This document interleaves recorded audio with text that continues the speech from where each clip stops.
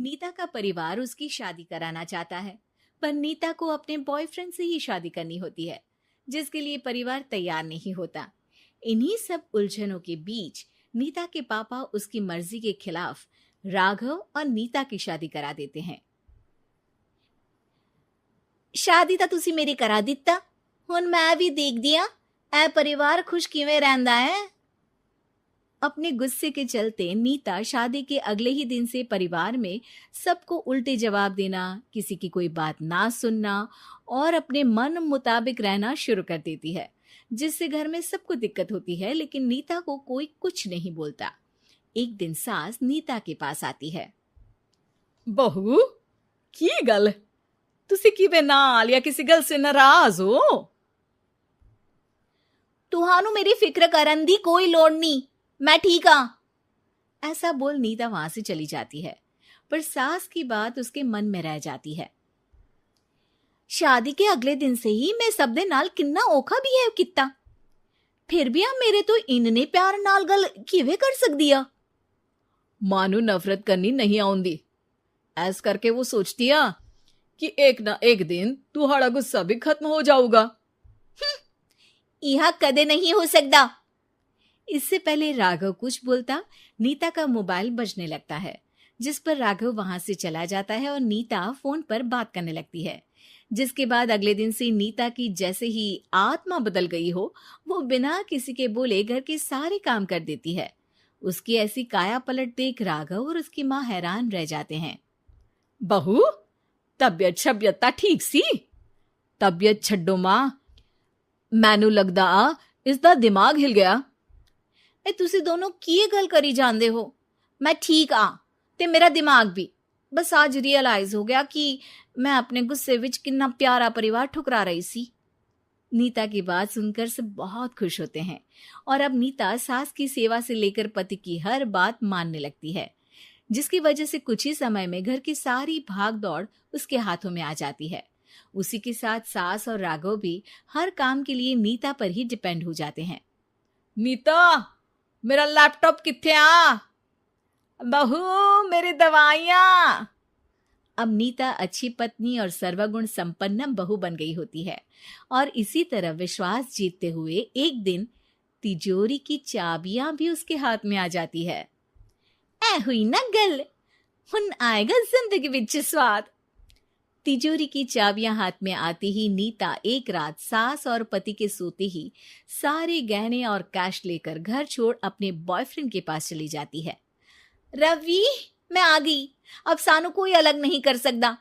ते वेख, मैं सारी ज्वेलरी ते कैश भी साथ ले आई। नीता की ये बात सुनकर रवि खुश हो जाता है और वो दोनों साथ रहने लगते हैं, जिसमें नीता पूरा समय काम करती है तो रवि उसके लाए पैसों पर ऐश करता रहता है। मैं तेरे तो प्यार कर दिया ता करके ससुराल छड़ाई, और एक तू आ जो पैसों दे आगे कुछ भी नहीं देखदा। ओ महारानी, अपने काम तो काम रख, मेरे ते जुबान लड़ान दी जरूरत नहीं, वरना इस घर तो बाहर कर देना है। ऐ मेरा घरा, तेरा ससुराल नहीं, जीवे मन किया रहली, इथे रहन लाई, हाथ चला जुबान नहीं। रवि की बातें सुन नीता के सिर पर जैसे आसमान ही टूट जाता है। एक तेरे करके मैंने अपने मां पियो नाल उस भले चंगे ससुराल नु भी धोखा दिता ते तू छड्ड परे, मेरी ही गलती आ जे अखा उत्थे तेरे प्यार दा पर्दा डाल उस दिन फोन ते तेरी गल्ला विच आ गई। जे नहीं आउंदी ता आज खुशी नाल उथे ही बैठी होनी सी। ए भाषण उन्ना दियो जिससे इसका फर्क पड़े, मेरे कॉल नौटंकी नहीं। रवि वहां से चला जाता है और नीता रोती पछताती वहीं बैठ जाती है। हाय रब्बा, ए मैं की कर दिता, उस घर विच भी वापस नहीं जा सकती। एक ता घर छोड़ा, नाल चोरी भी की, कोई मेहणु माफ नहीं करूंगा। घर कैसे वापस जाए इसी डर से नीता रवि का घर छोड़ नहीं सकती। इसी तरह दिन बीतते हैं और उन्हीं के साथ हालात बद से बदतर होते जाते हैं। अब रवि पैसों और अपनी मनमानी के लिए नीता के साथ मारपीट भी शुरू कर देता है, जिससे परेशान होकर एक दिन नीता उसे छोड़ अपने ससुराल वापस आ जाती है। जिसे वहां देख राघव गुस्से से लाल हो जाता है। हूं नहीं थे की लेना या हमारी जिंदगी के साथ घर ता तू पहले ही बर्बाद कर गई सी। जान दिया, मेरी गलती माफी लायक नहीं। मैं कमली सी उस ढोंगी नु सच्चा प्यार दे इस सच्चे प्यार नु बोझ समझती बैठी। मैनू माफ कर दो। जे मेरी नूं रानी समझ गई आ कि उस तो गलती हुई आ, फिर किस बात का रुसना मनाना।